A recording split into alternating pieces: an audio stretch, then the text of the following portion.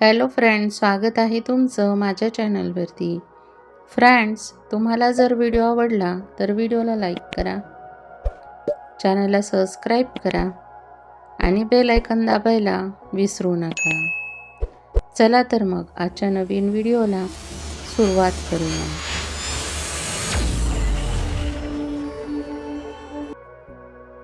ती मेली नाही, तिला मारण्यात आलं.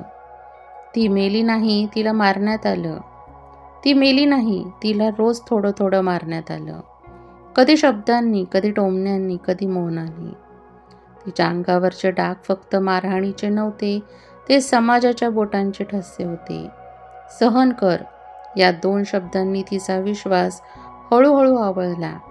लोक काय म्हणतील या वाक्याने तिच्या जीवाची किंमत कमी केली. ती ओरडली नाही, कारण तिला शिकवलं गेलं होतं की स्त्रीचा आवाज घर फोडतो. ती रडली नाही, कारण अश्रूंनाही इथे परवानगी नव्हती. ती माहेरी गेली तर तिला ओझं म्हटलं गेलं. ती सासरी राहिली तर तिला वस्तू बनवली गेली. आणि शेवटी जेव्हा ती थांबली, तेव्हा सगळे म्हणाले, बिचारी. बिचारी ती नव्हती, भित्रा समाज होता. तिच्या मृतदेहावर फुलं नाही, प्रश्न टाका. पुढची ती तुमच्या घरातली नसेल याची खात्री आहे का? सासर जिथे ती हळूहळू संपत गेली. स्त्रियांच्या सासरी होणाऱ्या छळावर आधारित ही कथा आहे. लग्नानंतरचं घर आणि हरवायला लागलेलं अस्तित्व. राधिका आज नवरी झाली होती. हातावरची मेहंदी अजूनही ओलसर होती. कपाळावरचा कुंकूचा टिळा ताजा होता आणि डोळ्यात एक अनामिक भीती दडलेली होती. लग्न मंडपात सर्व हसत होते. आई रडत होती, पण ते रडणं आनंदाचं होतं असं सगळं म्हणत होते. वडील गप्प होते. त्यांच्या वेदना सांगत होत्या. आता तू परकी झालीस ग, आईनं मिठी मारताना कुजबुजून म्हटलं. त्या वाक्याने राधिकाच्या काळजाला पहिल्यांदा ओरखडा पडला. सासरचं घर मोठं होतं, 2 मजली, शहराच्या मध्यभागी. लोक म्हणत होते, नशीबवान आहे राधिका, फार चांगल्या घरात गेलीये. पण घर मोठं असलं तरी मनात जागा मिळवणं फार अवघड असतं, हे तिला पहिल्याच आठवड्यात कळून चुकलं. पहिला दिवस. सकाळी 4 वाजता सासूचा आवाज कानावर पडला. इथे सुना झोपत नाहीत, उठ. घर आहे की हॉटेल वाटतंय का? राधिका दचकून उठली. डोळ्यातली झोप अजूनही विरघळली नव्हती. आई उठली. माहेरी सकाळी उठायला उशीर झाला तर आई पांघरूण ओढून म्हणायची, थोडी झोपून घे, आयुष्यभर कामच करायचंय. इथं मात्र पहिल्याच दिवशी तिला शिकवलं गेलं, तुझी किंमत तुझ्या कामावर आहे. दुसरा दिवस. नाश्ता केला म्हणून सासऱ्यांची कुरकूर. आमच्या घरात सून नाश्ता शेवटी करते. पहिले पुरुष. राधिका गप्प झाली. पोटात भूक होती, पण गिळून घेतली, कारण तिला शिकवलं गेलं होतं सासरी बोलायचं नाही. नवरा. राधिका विचार करत होती, तो तरी माझ्या बाजूनी असेल का? पण त्याचा आवाज फक्त एवढाच होता, आई बाबांचं ऐक, घरात शांतता राहायला हवी.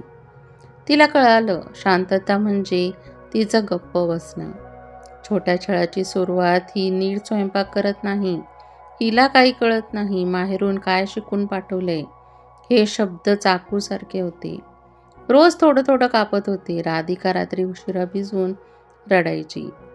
फोन उचलायची, आईचा नंबर पाहायची आणि ठेवून द्यायची. आईला सांगून काय फायदा, ती तरी किती रडेल.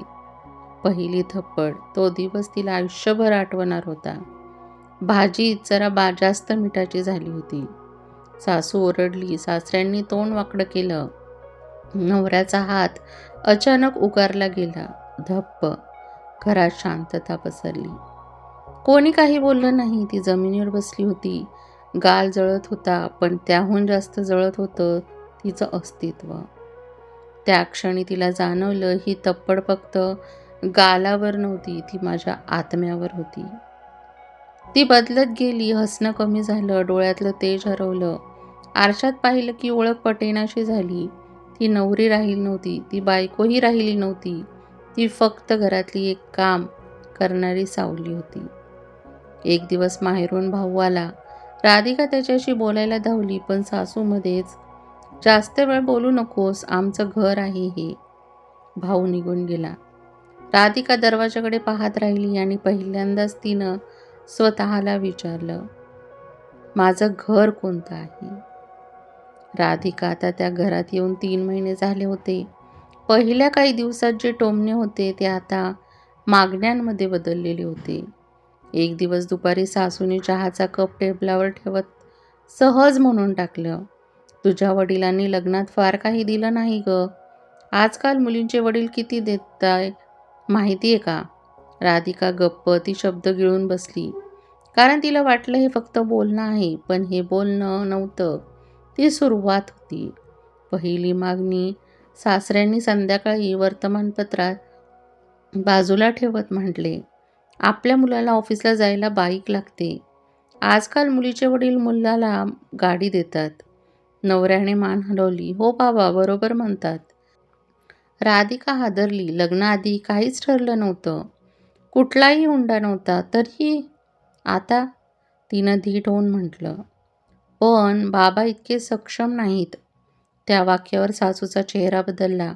मग लग्नच का केलं? आमच्या घरात मुलाला काही कमी पडायला नको. त्या रात्री राधिका झोपली नाही.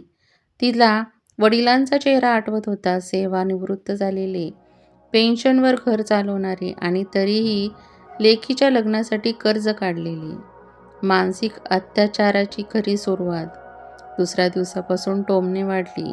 ही फार नशिबाची नाही. हिचं माहेर काही देऊ शकत नाही. आपण फसवले गेलो. हे शब्द रोज कानावर पडत होते. हळूहळू तिच्या मनात रुजत होते, मी ओझं आहे. नवऱ्याचा बदल, लग्नाआधीचा तो प्रेमळ पुरुष आता ओळखीचा वाटत नव्हता. तो बोलताना म्हणायचा, तुझ्या बापाने माझी इज्जत घालवली. लोक काय म्हणतायत माहिती आहे का? तुझ्यासारख्या मुलींमुळे मुलांचं आयुष्य उद्ध्वस्त होतं. राधिका ऐकत होती आणि आतून मोडत होती. ती विचारायची, मी काय केलं? पण उत्तर कधीच मिळत नव्हतं. फोनवरचा छळ. एक दिवस नवऱ्याने फोन तिच्या हातात दिला. तुझ्या वडिलांना फोन लाव. हात थरथरत होता. फोन लागला. बाबा, ते बाईकसाठी. पलीकडून शांत आवाज, बाळा, माझ्याकडे पैसे नाहीत. आणि फोन कट झाला. नवऱ्याचा आवाज बदलला. पाहिलंस, तुझं माहेर म्हणजे फक्त नावापुरतं आहे. त्या रात्री तिला जे वाटलं ते शब्दात सांगता येणार नाही. जिवंत असूनही कोणीतरी हळूहळू मारतंय. यालाच कदाचित मानसिक अत्याचार म्हणत असावेत. अपमानाची परिसीमा. एकदा नातेवाईक आले होते. सासू हसत हसत म्हणाली, आमची सून फार साधी आहे. माहेरून काहीच घेऊन आली नाही. सगळे हसले. राधिका जमिनीवर नजर रोखून उभी होती.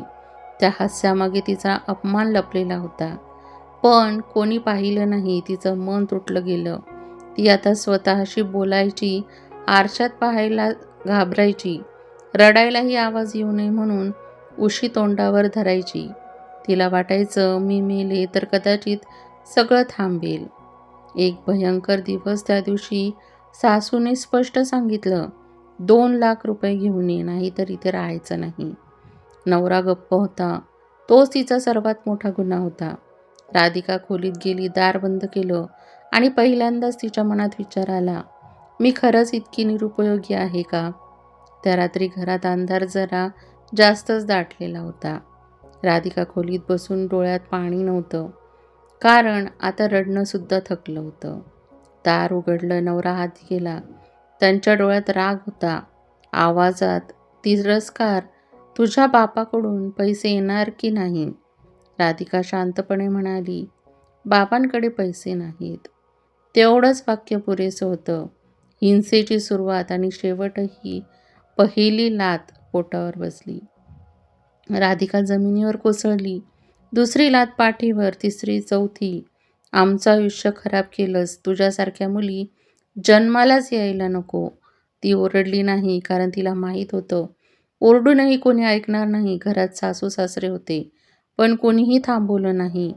सासू उलट म्हणाली, जास्त माजली आहे. मारली नाही तर सरळ होत नाही. या वाक्याने राधिकाच्या मनाचा शेवटचा आधार तुटला. ही फक्त मारहाण नव्हती, ही तिच्या अस्तित्वाची हत्या होती. रक्त आणि शांतता. तिच्या तोंडातून रक्त आलं, हात थरथरत होते. तिला वाटलं आज मी इथेच मरणार. पण मरणही तिच्या नशिबात नव्हतं. कारण छळ करणाऱ्यांचं तिचं जिवंत राहणं आवश्यक होतं. कामासाठी. माहेरचा फोन. दुसऱ्या दिवशी ती कसाबसा फोनपर्यंत पोहोचली. आई नव्हती, वडील होते. तिनं सगळं सांगितलं. पलीकडे शांतता होती. थोड्या वेळाने वडील म्हणाले, बाळा, आम्ही तुला परत आणलं तर समाज काय म्हणेल?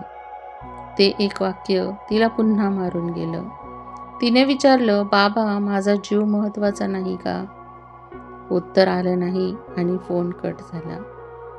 माहेरचं घर, पण परकं काही. दिवसांनी ती माहेरी आली. हातावर निळे डाग, डोळ्यात भीती, शेजारी कुजबूज. काहीतरी तिच्यातच दोष असणार. सासरच्यांना उगाच बदनाम करतीये. भाऊ म्हणाला, थोडं सहन कर, प्रत्येकाच्या संसारात हे असतंच. वहिनी म्हणाली, इथे किती दिवस राहणार? राधिका हादरली. हेच ते घर जिथे तिला सुरक्षित वाटायला हवं होतं. पण इथेही ती ओझच होती. समाजाचा निर्णय, पंचायत बसली, पुरुष बोलत होते, स्त्रिया ऐकत होत्या. निर्णय झाला, तिला परत सासरी पाठवा, संसार मोडू नये. मुलीनेच जुळवून घ्यावं. राधिका मध्येच म्हणाली, मी मरू शकते. एक म्हातारा हसून म्हणाला, मरणाऱ्या मरतातच. तो निर्णय तिच्या आयुष्याचा मृत्यूदंड होता. परत सासरी तिला परत पाठवण्यात आलं. नवऱ्याच्या चेहऱ्यावर विजयी हसू होतं. पाहिलंस, तुझं माहेरसुद्धा तुला नको म्हणालं. त्या रात्री राधिका छताकडे पाहत होती. डोळ्यात पाणी नव्हतं, मनात भीती नव्हती, फक्त एक ठाम निर्णय होता. ती रात्र. सकाळी उशिरा दरवाजा उघडला. राधिका जमिनीवर पडलेली होती. हातात एक चिठ्ठी होती. त्यावर लिहिलं होतं, मी कमकुवत नव्हते. तुम्ही सगळे मिळून मला मारलं. माझ्या मृत्यूला फक्त माझा संसार नाही, माझं माहेर, समाज आणि तुमचं मौनही जबाबदार आहे. घरात गोंधळ उडाला. लोक जमले. कोणी रडलं नाही, कोणी विचारलं नाही. ती इतकी का थकली होती? राधिका गेली हे वाक्य सगळीकडे पसरलं. सुनेनं आत्महत्या केली. घरगुती वाद होता. आजकालच्या मुली फार नाजूक असतात, हीच वाक्य ऐकू येत होती. कोणीही म्हणालं नाही, तिला मारलं गेलं. पोलीस आले, पंचनामा झाला, चिठ्ठी वाचली गेली. पण ती चिठ्ठी फक्त कागदावर राहिली, मनावर कोरली गेली नाही. सासू रडत होती, पण भीतीने. नवरा गप्प होता, पण अपराधी नव्हता. कारण समाज त्याच्या बाजूने उभा होता. माहेरचं घरून वडील आले. लेकीचं प्रेत पाहून ते जमिनीवर बसले. डोळ्यातून अश्रू नव्हते, कारण आता रडायलाही खूप उशीर झाला होता. त्यांनी तिच्या कपाळावर हात ठेवला आणि कुजबुजले, बाळा, जेव्हा जर तुला मी थांबवलं असतं तर आज तू श्वास घेत असतीस. पण माणूस नेहमी शेवट झाल्यावरच पश्चाताप करतो. समाजाचा आरसा. ती गेल्यावर सभा झाली. तेच लोक बोलत होते, हुंडा वाईट आहे, हिंसा थांबली पाहिजे, कायद्याची गरज आहे. पण राधिका जिवंत असताना तिला सहन कर सांगितलं गेलं. संसार मोडू नको म्हटलं गेलं. लोक काय म्हणतील याला तिच्या जीवापेक्षा मोठं ठरवलं गेलं. समाजाने तिचा मृत्यू पाहिला, पण तिची वेदना ऐकली नाही. खरं सत्य, राधिकाने आत्महत्या केली नाही. तिला रोज शब्दांनी मारलं गेलं, रोज अपमानाने जखमी केलं गेलं, रोज मौनाने गुदमरून मारलं गेलं. आणि शेवटी सगळ्यांनी मिळून तिला मारलं आणि तिला मरू दिलं. कथेचा शेवट नाही, प्रश्न आहे. आजही कुठेतरी एखादी राधिका जिवंत आहे. ती स्वयंपाकघरात उभी आहे, डोळ्यात पाणी लपवत आहे आणि मनात एकच विचार येत आहे, मी बोलले तर कोण माझ्या बाजूने उभा राहील? जर उत्तर कोणीच नाही असेल, तर पुढचा मृत्यू एका राधिकेचा ठरलेलाच आहे. फ्रेंड्स, तुम्हाला ही कथा कशी वाटली हे कमेंटमध्ये नक्की सांगा. व्हिडिओ आवडला असेल तर व्हिडिओला लाईक करा, चॅनलला सबस्क्राईब करा आणि बेल आयकॉन दाबायला विसरू नका, जेणेकरून असेच नवनवीन व्हिडिओ सर्वात आधी तुमच्यापर्यंत पोहोचेल. व्हिडिओ बघितल्याबद्दल धन्यवाद.